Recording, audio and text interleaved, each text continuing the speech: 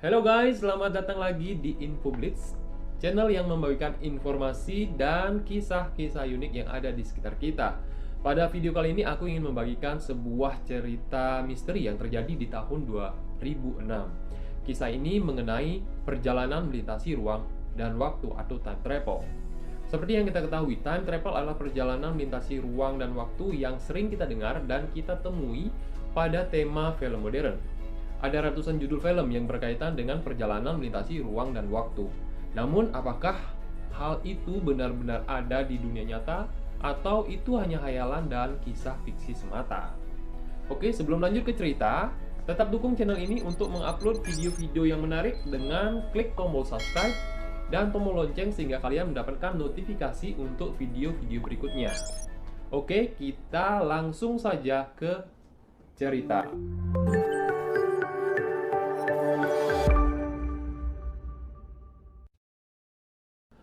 Ada satu kejadian yang menarik dan masih menjadi misteri dan pertanyaan banyak orang. Kejadian ini terjadi di negara Ukraina, yaitu negara yang saat ini sedang mengalami peperangan dengan negara Rusia. Diceritakan sesosok pria yang bernama Sergei Ponomarenko dipercaya telah melakukan perjalanan ruang dan waktu. Disebutkan pada tanggal 23 April 2006, seorang polisi yang bernama Sergei Onopenko, dia sedang melakukan patroli di kota Kiev. Kemudian dia melihat seorang pria.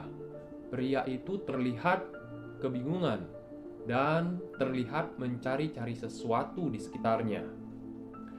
Pria itu terlihat unik karena pertama pakaiannya yang terlihat kuno dan dia memegang sebuah kamera antik di tangannya. Polisi itu pun mendekati pria itu dan bertanya, "Apakah Anda baik-baik saja?" Si pria itu membalas dengan berkata, "Di manakah ini?" Kemudian polisi menjawab, "Ini kota Kiev." Si pria itu bertanya lagi, "Tanggal berapa hari ini?" Sang polisi pun menjawab, "Hari ini tanggal 23 April tahun 2006. Mendengar perkataan polisi itu, pria itu terlihat terkejut dan berkata, "Bagaimana mungkin aku berada di tahun 2006, sedangkan beberapa menit yang lalu aku berada di tahun 1958?" Mendengar jawaban aneh dari pria itu, sang polisi pun meminta tanda pengenal dari pria itu. Dan ketika dia mendapatkan tanda pengenalnya, sang polisi itu merasa kaget karena tanda pengenal yang diberikan oleh pria itu adalah tanda pengenal yang sudah tidak diterbitkan lagi. Itu tanda pengenal pada pemerintahan Uni Soviet yang dikeluarkan sekitar tahun 1970-an. Dalam tanda pengenal itu tertera nama Sergei Ponomarenko, kelahiran kota Kiev tahun 1932. Seakan tidak percaya dengan apa yang dia lihat, polisi itu berkata kepada pria itu, "Mana mungkin Anda kelahiran tahun 1932?" Karena pada saat itu, Sergei adalah pria yang mempunyai umur kira-kira 20-an. Sedangkan jika dilihat dari tanda pengenal yang dia berikan, seharusnya Sergei Ponomarenko sudah berumur 74 tahun. Sergei mencoba menjelaskan identitasnya kepada polisi itu. Tapi polisi itu merasa kebingungan dengan apa yang dijelaskan oleh Sergei Ponomarenko. Sampai polisi itu berpikir jika Sergei adalah pria yang mengalami gangguan kejiwaan. Kemudian polisi itu membawanya ke salah satu rumah sakit jiwa yang ada di kota Kiev. Di rumah sakit jiwa itu, polisi membawa Sergei Ponomarenko bertemu dengan seorang ahli kejiwaan yang bernama Profesor Pablo Kutrikov. Kemudian polisi meminta bantuan dari Profesor Kutrikov untuk menyelidiki peristiwa yang aneh itu. Ketika memasuki ruang kerja Profesor Pablo Kutrikov, dia mengamati seisi ruangan. Kemudian dia bertanya kepada sang profesor, "Jam berapa sekarang?" Karena Sergei melihat pada jam dinding yang ada di kantor Profesor Pablo Kutrikov, jamnya berhenti. Mendengar pertanyaan dari Sergei Ponomarenko, kemudian Profesor Pablo Kutrikov mencoba untuk melihat arlojinya. Dan ketika dilihat arlojinya, sang profesor menyadari bahwa jarum jam arlojinya pun telah berhenti. Dan anehnya lagi, kedua jarum jam menunjukkan pukul yang sama, yaitu pukul 12:32. Profesor Kutrikov merasa ini adalah suatu kebetulan yang sangat aneh. Dengan keanehan itu, Profesor Kutrikov meminta Sergei Ponomarenko untuk menjelaskan bagaimana dia bisa datang ke tahun 2006. Kemudian Sergei mencoba menjelaskan semuanya kepada Profesor Pablo Kutrikov. Sebenarnya sebelum aku berada di sini, aku sedang berjalan-jalan di luar bersama kekasihku yang bernama Valentina Kuris. Karena hari yang cerah, aku memutuskan untuk mengambil foto di luar rumah. Dan setelah beberapa saat berjalan-jalan di luar rumah, tiba-tiba aku melihat sesuatu benda yang terbang yang mirip dengan sebuah lonceng besar. Dan aku pun mencoba untuk mengambil foto benda itu.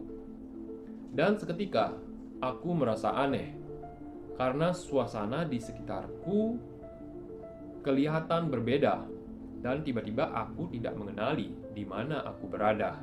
Mendengar hal itu, Profesor Pablo tidak langsung percaya. Kemudian, Sergei meminta Profesor Pablo untuk mengambil kameranya dan mencetak foto yang ada di dalam kameranya. Karena Profesor Pablo Kutrikov merasa tidak ahli di bidang fotografi, kemudian dia meminta bantuan salah satu rekan atau temannya di bidang fotografi yang bernama Vadim Vosmer. Ketika Profesor Kutrikov bertemu dengan Vadim Vosmer, sang profesor bertanya tentang kamera yang dimiliki oleh Sergei dan memintanya untuk mencetak foto yang ada di dalamnya. Sang ahli fotografi itu pun merasa heran karena jenis kamera yang dimiliki oleh Sergei Ponomarenko adalah jenis kamera yang sudah tidak diproduksi sejak tahun 1970-an. Tetapi anehnya, kamera itu memiliki kondisi yang sangat bagus dan roll film yang ada di dalamnya juga adalah roll film yang masih baru. Ketika foto yang ada di dalam kamera itu berhasil dicetak, Profesor Pablo terkejut karena apa yang diceritakan oleh Sergei Ponomarenko terbukti benar.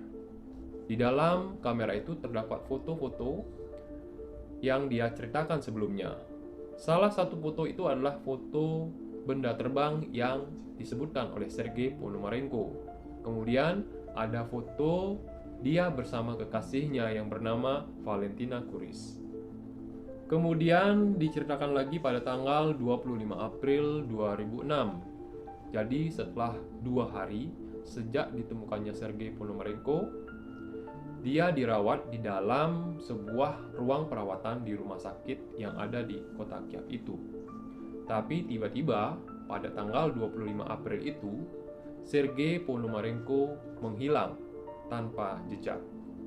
Setelah dilihat di kamera CCTV di rumah sakit itu, tidak terlihat Sergei Ponomarenko keluar dari kamar perawatan. Tentunya hal ini menjadi hal yang sangat aneh. Dengan menghilangnya Sergei Ponomarenko, polisi melanjutkan penyelidikan tentang peristiwa itu. Polisi mencoba mencari sosok yang telah diceritakan oleh Sergei Ponomarenko, yaitu kekasihnya yang bernama Valentina Kuris. Setelah pencarian beberapa waktu, ditemukanlah sosok wanita yang bernama Valentina Kuris. Tapi wanita itu sudah berusia 74 tahun. Kemudian polisi bertanya kepada wanita itu, "Apakah Anda benar bernama Valentina Kuris? Kemudian wanita itu menjawab, ya, saya Valentina Kuris. Polisi bertanya lagi, apakah Anda kenal pria yang bernama Sergei Ponomarenko? Wanita itu menjawab, ya, saya kenal Sergei Ponomarenko. Dia adalah kekasih saya dahulu yang tiba-tiba menghilang. Kemudian polisi memberitahukan bahwa mereka telah menemukan pria itu beberapa hari yang lalu dan menceritakan semua kejadian yang telah terjadi. Ada satu jawaban yang tidak disangka oleh polisi. Wanita itu berkata, "Oh, ternyata benar apa yang dia katakan kepadaku. Ternyata dia tidak berbohong." Kemudian Valentina Kuris memberitahukan kepada polisi bahwa dahulu Sergei Ponomarenko pernah bercerita kepadanya bahwa dia telah pergi ke masa depan. Dan dia pun memberikan sebuah foto kepada Valentina Kuris. Ini adalah foto yang diberikan Sergei Ponomarenko kepadaku. Dia berkata, foto ini aku ambil di suatu tempat di Ukraina pada tahun 2050. Kemudian polisi mencari di mana lokasi yang terdapat dalam foto itu. Dan ini adalah lokasi foto itu pada tahun 2006. Sedangkan ini adalah foto yang diberikan Sergei Ponomarenko kepada kekasihnya Valentina Kuris, di mana foto itu diambil pada tahun 2050 dan terlihat gedung-gedung yang tinggi. Polisi pun merasa bingung dengan apa yang mereka temukan. Bagaimana mungkin seorang pria bisa mengambil foto di tahun 2050? Nah, itulah salah satu cerita mengenai perjalanan melintasi ruang dan waktu yang masih menjadi misteri. Apakah kejadian itu benar-benar terjadi atau itu hanya sebuah cerita? Karena di luar sana terdapat banyak versi tentang cerita ini. Oke, itu saja untuk cerita pada video kali ini. Tunggu cerita dan fakta unik selanjutnya di channel ini. Dan ingat untuk tetap dukung channel ini dengan klik tombol subscribe. Sampai jumpa di video selanjutnya.